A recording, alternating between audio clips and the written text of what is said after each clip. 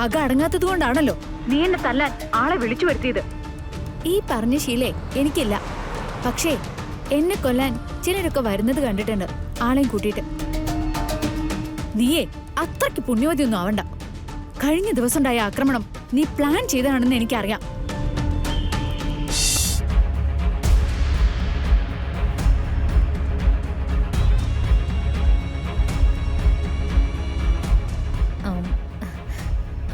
സംഗതി മുത്തശ്ശി എന്റെ മുത്തശ്ശിയാ. പക്ഷെ ഇതുപോലെ അഹങ്കാരം പിടിച്ചൊരു സാധനത്തിനെ ലോകത്ത് വേറെ കാണാൻ പറ്റില്ല.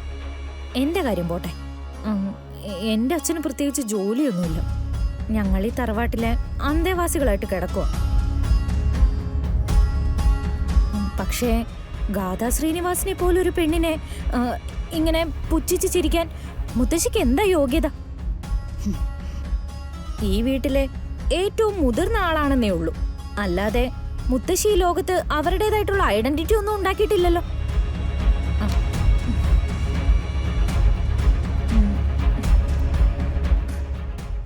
കളരിക്കിലെ സരസ്വതി എന്ന് പറഞ്ഞാൽ ആർക്കറിയാൻ പറ്റും? കുറെ പൂജാരിമാർക്കും ജ്യോത്സ്യമാർക്കും അല്ലാതെ. മുത്തശ്ശി പറയുന്ന കാര്യങ്ങൾ കേട്ട് അങ്ങനെ ഗാഥ തലകുനിക്കേണ്ട കാര്യമൊന്നുമില്ല. സിത്താര ശ്രീനിവാസ്, ഗാഥ ശ്രീനിവാസ് എന്നൊക്കെ പറഞ്ഞാലേ സൊസൈറ്റിയില് അംഗീകാരമുള്ള പേരുകളാ.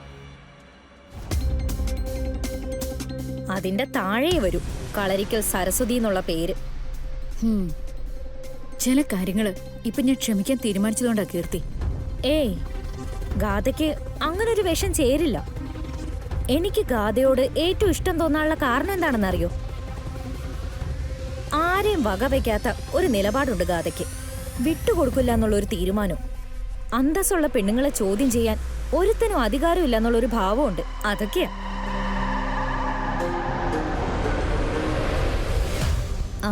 അങ്ങനെ ബഹുമാനിക്കാനോ ആരാധിക്കാനോ തോന്നുന്ന ഗാഥയാ എനിക്ക് കാണേണ്ടത്. അതൊരു ത്രില്ല ഗാഥ.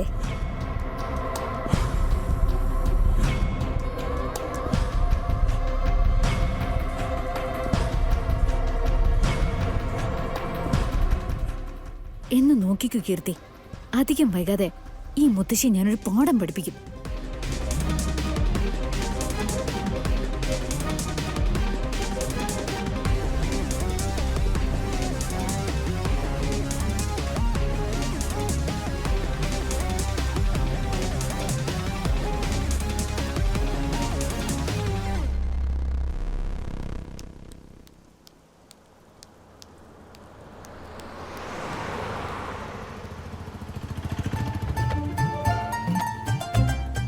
മോളെ, മൊത്തത്തിൽ ഇന്ന് ഈ ഏരിയയിൽ ആള് കുറവാ. കാര്യമായിട്ടുള്ള കച്ചവടമൊന്നും നടന്നുമില്ല. പോരാത്തിന് നല്ല മഴയും. നമ്മള് കാര്യമായിട്ട് എന്തെങ്കിലും വെക്കണമെന്ന് കരുതുമ്പോ ആൾക്കാർ പുറത്തിറങ്ങണമില്ല. ആ, അതുകൊണ്ടാണല്ലോ ലോട്ടറി വിറ്റ് ആരും കേമന്മാരാകാത്തത്. എവിടെങ്കിലും വല്ല ഉത്സവോ പള്ളിപ്പെരുന്നാളോ അങ്ങനെ എന്തെങ്കിലും ഉണ്ടോ?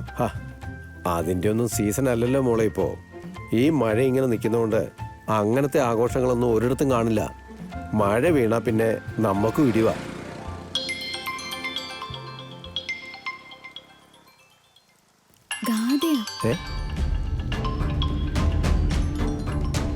സാധാരണ അവളുടെ മമ്മിയുടെയും കോള് കാണുമ്പോ എടുക്കണ്ടെന്നാ ഞാൻ പറയാറ്. പക്ഷേ ഇതെടുക്കണം മോളെ. അവളോടൊന്നും ഒരു കാര്യത്തിനും താഴ്ന്ന് സംസാരിക്കേണ്ട ഒരു കാര്യമില്ല. നിന്നോട് എന്ത് പറഞ്ഞാലും നിനക്ക് പറയാനുള്ളത് നീ അങ്ങ് തിരിച്ചു പറഞ്ഞേക്കണം. സ്പീക്കറിലൊന്നിട്ടേ ഞാനും കൂടെ ഒന്ന് കേൾക്കട്ടെ. ഹലോ, നിനക്ക് എന്നോടുള്ള പക അടങ്ങിയിട്ടില്ല അല്ലേടി? എന്നോടാണോ അതോ അടുത്ത് വേറെ ആരെങ്കിലും ഉണ്ടോ? നിന്നോട് തന്നെയാ. പക അടങ്ങാത്തത് കൊണ്ടാണല്ലോ നീ എന്നെ തല്ലാൻ ആളെ വിളിച്ചു വരുത്തിയത്. ഈ പറഞ്ഞ ശീലേ എനിക്കില്ല. പക്ഷേ എന്നെ കൊല്ലാൻ ചിലരൊക്കെ വരുന്നത് കണ്ടിട്ടുണ്ട്, ആളെയും കൂട്ടിയിട്ട്. നീയേ അത്രയ്ക്ക് പുണ്യവതിയൊന്നും ആവണ്ട. കഴിഞ്ഞ ദിവസം ഉണ്ടായ ആക്രമണം നീ പ്ലാൻ ചെയ്തതാണെന്ന് എനിക്കറിയാം. അങ്ങനെ ആസൂത്രണം ചെയ്യാനും ഉപദ്രവിക്കാനൊക്കെ എനിക്കറിയാമായിരുന്നെങ്കിലേ ഈ പറയുന്ന ഗാഥ ഇപ്പോ ഉണ്ടാവില്ലായിരുന്നു. ഇടി ഗാഥ, ആദ്യം ഈ സംശയരോഗം ഒന്ന് അവസാനിപ്പിക്കേ. എന്നിട്ട് കളരിക്കൽ വീട്ടില് അന്തസ്സോടെ ജീവിക്കാൻ പഠിക്കേ. പിന്നെ ഒരു കാര്യം ഞാൻ പറഞ്ഞേക്കാം. ഇനി കളരിക്കലിൽ നിന്ന് പിണങ്ങി ഇറങ്ങിയിട്ടേ എന്നെ വിളിക്കാൻ മോള് ശ്രമിക്കണ്ട, പിന്നെ മമ്മി ശ്രമിക്കണ്ട, കേട്ടല്ലോ? നിന്നെ ആരടി ക്ഷണിക്കുന്നെ? നീ നിന്റെ വഴിക്ക് പൊക്കോ, എനിക്കൊരു കുഴപ്പമില്ല. ഞാനിപ്പോ നിന്നെ വിളിച്ചതേ നിന്റെ ഭീഷണി ഇങ്ങോട്ടേക്ക് കേൾക്കാനല്ല. പിന്നെ എന്തിനാ? നവീൻ കെട്ടിയ താലി നിന്റെ കഴുത്തിൽ കിടക്കുന്നുണ്ടെന്നും അതെനിക്ക് തിരിച്ചു വേണമെന്നും ഞാൻ പലവട്ടം പറഞ്ഞിട്ടുള്ളതാ. അതെനിക്ക് കിട്ടണം. നമ്മള് തമ്മില് ഇനി കാണുപോലും വേണ്ടാന്ന് പറഞ്ഞല്ലോ. പിന്നെ ഞാനിവിടെ എങ്ങനെ ജീവിച്ചാ നിനക്കെന്താ? നീ എങ്ങനെ വേണേലും ജീവിച്ചോ, ചത്താലും എനിക്ക് കുഴപ്പമില്ല. പക്ഷെ അതൊന്നും നവീൻ കെട്ടിയ താലി കഴുത്തിലിട്ടോണ്ട് ആവരുത്. നിന്റെ ആ മറ്റവളുണ്ടല്ലോ, ആ മോളിക്കുട്ടി, അവളുടെ കയ്യില് ആ താലി ഇങ്ങോട്ട് കൊടുത്തുവിട്. അതിന്റെ പണോ അതിന്റെ ഇരട്ടിയോ ഞാൻ കൊടുത്തുവിടാം. മനസ്സിലായോടി? ഞാനൊന്ന് ആലോചിക്കട്ടെ. നിനക്ക് എന്താടി ഇത്ര ആലോചിക്കാൻ? ആലോചിക്കണമല്ലോ. ഒരു പുരുഷൻ കഴുത്തിൽ കെട്ടിയ താലി അഴിക്കുന്നതിന് മുൻപ് ഒരു പെൺകുട്ടിക്ക് ആലോചിക്കാൻ പലതുമില്ലേ? ആലോചിച്ചോ. പക്ഷെ ആലോചന കൂടിപ്പോയിട്ട് അത് തരണ്ടാന്നെങ്ങാനാണ് തീരുമാനമെങ്കിലേ പണ്ട് ഞാൻ പറയാനുള്ളത് ഓർമ്മയുണ്ടല്ലോ. നീയും നിന്റെ അമ്മയെ അനുഭവിക്കും, അതല്ലേ പറയാൻ പോകുന്നേ? എന്നാലേ കേട്ടോ, കൊറേ കാലായിട്ട് അഭിനയിച്ചേ തങ്കത്തിനും മോൾക്കും ഇപ്പൊ ഒന്നിനും പേടിയില്ല. അതുകൊണ്ട് ഒരുപാട് പേടിപ്പിക്കാൻ നിൽക്കല്ലേ. നിനക്ക് ചെയ്യാൻ കഴിയുന്നത് എന്തൊക്കെയാന്ന് ഞാൻ കണ്ടിട്ടുണ്ട്. പക്ഷേ കൃഷ്ണയെ കൊണ്ട് എന്ത് കഴിയുമെന്ന് നിനക്കറിയില്ല. ഹിടി, ഫോൺ വെച്ചിട്ട് പോ. എന്റെ ജീവിതം എങ്ങനെ വേണമെന്ന് ഞാൻ തീരുമാനിച്ചോളാം.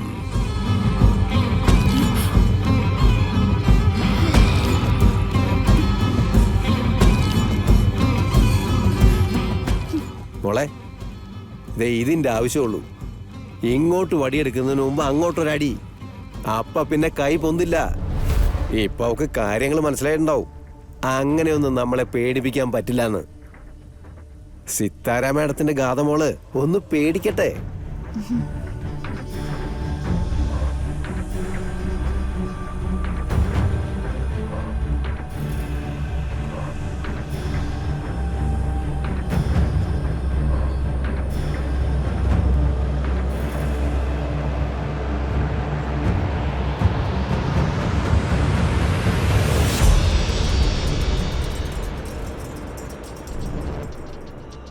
ഗാഥമോളെ,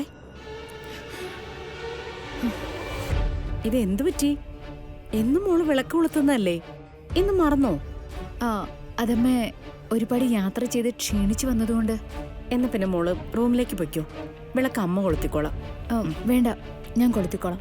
ആ, എത്ര ക്ഷീണം ഉണ്ടായാലും അതൊന്നും മറ്റൊരാൾക്ക് വിട്ടുകൊടുക്കില്ല അല്ലേ?